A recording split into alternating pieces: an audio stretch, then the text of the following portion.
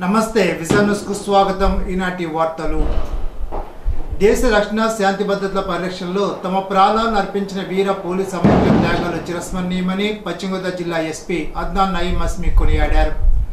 Police అమరవీరుల త్యాగాలను స్మరించుకుంటూ ప్రతి ఏటా అక్టోబర్ 21న పాటించే పోలీసు అమరవీరుల సంస్మరణ దినం సందర్భంగా అక్టోబర్ 21 నుండి 30 వరకు పోలీస్ శాఖ తరపున జిల్లా వ్యాప్తంగా వివిధ సంస్మరణ కార్యక్రమాలు నిర్వహిస్తున్నట్లు సోమవారం ఓ పత్రికా ప్రకటన ద్వారా తెలిపారు.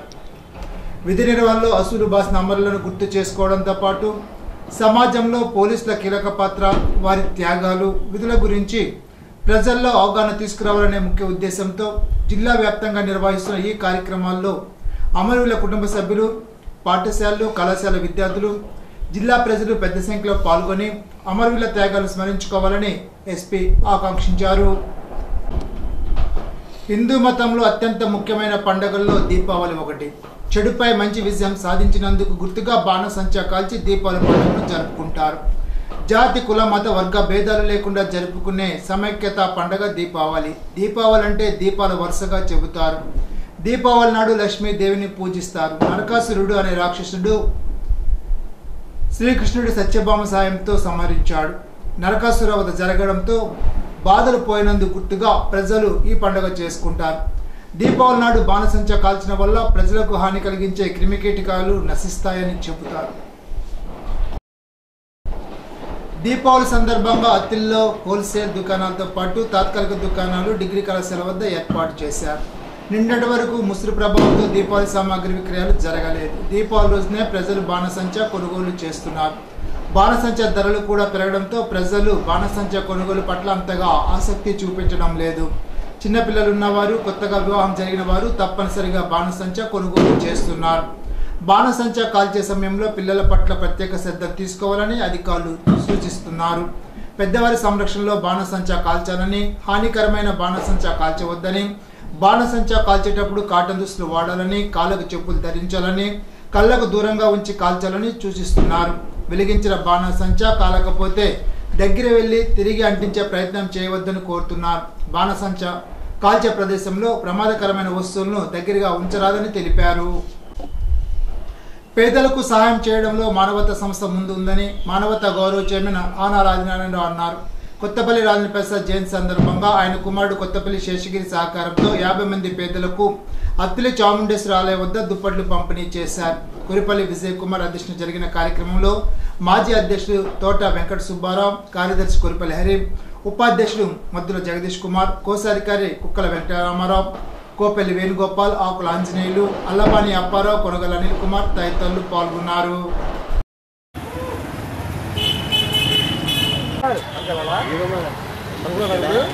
మానవతా స్వచ్ఛంద సేవా సంస్థ ఉత్తమ సమాజ నిర్మాణం కోసం పాటుపడుతూ ఎన్నో సేవా కార్యక్రమాలు చేస్తున్న సంగతి అందరికీ తెలిసిందే. ప్రెజర్ బాక్సులు, శాంతిరథాలు, అంబులెన్సుల ద్వారా సమాజంలోని పేదలకు సేవలు అందిస్తూ ఉత్తమ సమాజ నిర్మాణం కోసం మానవతా సంస్థ కృషి చేస్తూ ఉన్న సందర్భంలో ఈ మానవతా స్వచ్ఛంద సేవా సంస్థ చేస్తున్న కార్యక్రమాల ద్వారా స్ఫూర్తిని పొంది స్వర్గీయ కొత్తపల్లి రాజేంద్ర ప్రసాద్ గారి పుట్టినరోజు సందర్భంగా వారి కుమారుడు కొత్తపల్లి శేషగిరి గారు పేదలకు ఈ రోజున దుప్పట్లు పంచిపెట్టడం చాలా ఆనందదాయకమైన విషయంగా పేదలందరికీ కూడా ఈ శీతాకాలంలో దుప్పట్లు ఇచ్చి వారిని ఈ చలికాలంలో వారికి రక్షణ కల్పించే విధంగా కొత్తపల్లి శేషగిరి గారు వాళ్ళ నాన్నగారి పేరు మీద దుప్పట్లు ఇవ్వడం మానవతా సంస్థ వారిని అభినందిస్తుందని చెప్పి ఈ సందర్భంగా తెలియజేస్తుంది. నిడమరు పోలీసు, రెవెన్యూ అధికారులు అక్రమ పేలుడు పదార్థాల నిల్వ కేంద్రాలపై దాడులు నిర్వహించి బోనపల్లిలో ఒకరిని అరెస్ట్ చేసి 1,53,500 రూపాయల విలువైన బాణసంచాను స్వాధీనం చేసుకున్నారు. ఏలూరు జిల్లా ఎస్పీ కె ప్రతాప్ శివకిషోర్ ఆదేశాలపై నిడమరు ఇన్స్పెక్టర్ రజనీ కుమార్ ఆధ్వర్యంలో నిడమరు పోలీస్ పరిధిలో అక్రమ పేలుడు పదార్థాల నిల్వపై పోలీసులు కఠిన చర్యలు తీసుకున్నారు.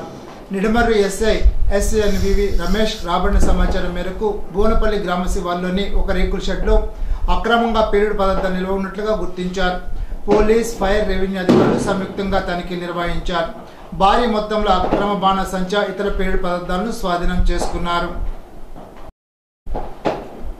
ఉపాధి హామీ చట్టాన్ని పటిష్టంగా అమలు చేయాలని, పని ప్రదేశాల్లో సౌకర్యాలు కల్పించి సంవత్సరానికి 200 రోజుల పని చూపాలని, కూలీ 600 రూపాయల కూలీ చట్టం అమలు చేయాలని జిల్లా ప్రజా సంఘాల జిల్లా సిఐటి ఉపాధ్యక్షులు నాడపల్లి రమణారావు ప్రభుత్వాన్ని డిమాండ్ చేశారు. ఈ సందర్భంగా రమణారావు మాట్లాడుతూ 90 సంవత్సరాల క్రితం మన రాష్ట్రంలో కామ్రేడ్ పుచ్చలపల్లి సుందరయ్య ఆధ్వర్యంలో వ్యవసాయ కార్మిక సంఘం ఏర్పడిందని, ఇది దేశవ్యాప్తంగా విస్తరించి కార్మికులను ఐక్యం చేసి దేశవ్యాప్త సంఘంగా ఏర్పడిందని, 2005లో అటవీ హక్కుల చట్టం, సమాచార చట్టం, జాతీయ గ్రామీణ ఉపాధి హామీ చట్టం, వామపక్షాల కృషి ప్రధానంగా సిపిఎం పార్టీ ఆధ్వర్యంలో పార్లమెంటరీ చట్టం చేశారని ఉపాధి కార్మికులకు వివరించారు. కేంద్ర రాష్ట్ర పోతలు కుమ్మక్కై బడ్జెట్లో నిధులు వ్యవసాయ ఉపాధి కార్మికుల కుటుంబాలకు పని కల్పించి ఖర్చు పెట్టకుండా కాంట్రాక్టులకు యంత్రాలతో పనిచేయిస్తూ ఉపాధి నిధులను దారి మళ్లిస్తున్నారని, దీన్ని రక్షించుకోవాల్సిన బాధ్యత మన ఉపాధి వ్యవసాయ కార్మికులపై ఉందని అన్నారు. నూతన కమిటీగా గౌరవ అధ్యక్షుడిగా లావేటి చంద్రరావు, అధ్యక్షుడిగా ఉడ్డవోలు వెంకటేశ్వరరావు, ప్రధాన కార్యదర్శిగా గౌరవ సత్యనారాయణ, ఉపాధ్యక్షుడిగా మీసాల శ్రీను, సహాయ కార్యదర్శిగా గున్నం రాము, మరో 5 కమిటీ సభ్యులను 9 మంది నూతన కమిటీలకు ఎన్నికయ్యారు. మన దేశంపై ట్రంప్ విధించిన 50% సుంకాల కారణంగా మన దేశంలో లక్షలాది మందికి ఉపాధి దెబ్బతింటోందని ఆంధ్రప్రదేశ్ వ్యవసాయ కార్మిక సంఘ జిల్లా కార్యదర్శి జక్కంశెట్టి సత్యనారాయణ, కౌలు రైతు సంఘ జిల్లా ఉపాధ్యక్షులు పెచ్చెట్టి నరసింహమూర్తి ఆందోళన వ్యక్తం చేశారు. అమెరికా అధ్యక్షులు ట్రంప్ విధానాలకు నిరసనగా ఆంధ్రప్రదేశ్ రైతు సంఘ, ఆంధ్రప్రదేశ్ వ్యవసాయ కార్మిక సంఘ, కౌలు రైతు సంఘాలు ఇచ్చిన పిలుపులో భాగంగా గణపవరం మండలం కేశవరం వంతెన సెంటర్లో ట్రంప్ ఫోటోలను దగ్ధం చేశారు. ఈ సందర్భంగా సత్యనారాయణ, నరసింహమూర్తులు మాట్లాడుతూ భారతీయ వ్యవసాయ మార్కెట్లోకి అమెరికన్ దిగుమతులు అనుమతించేలా చేయడం ట్రంప్ దురుద్దేశం అని అన్నారు. అంతర్జాతీయ ఒప్పందాలను, న్యాయ సూత్రాలను ట్రంప్ కాలదన్నుతున్నాడని అన్నారు. ఇప్పటికే అమెరికాలో ట్రంప్ నిర్ణయాలకు వ్యతిరేకంగా లక్షలాది మంది అమెరికా ప్రజలు రోడ్డెక్కిన సంగతి గుర్తించాలని అన్నారు. ట్రంప్ నిర్ణయాలు పిచ్చోడి చేత రాయిలా ఉన్నాయని, దీని ఫలితంగా మన దేశంలో వ్యవసాయ రంగం, కోళ్ల పరిశ్రమ, ఆక్వా పరిశ్రమ, ఉపాధి రంగాలపై తీవ్ర ప్రభావం చూపుతోందని అన్నారు. కార్మికుల ప్రజల సంఘాల నాయకులు కేతా శ్రీనివాస్, రాయల నాగార్జున, దొంగ సత్యనారాయణ, పంపర మాణిక్యాలరావు, చింతపల్లి సత్యనారాయణ తదితరులు పాల్గొన్నారు. ఇప్పుడు ఒక చిన్న బ్రేక్.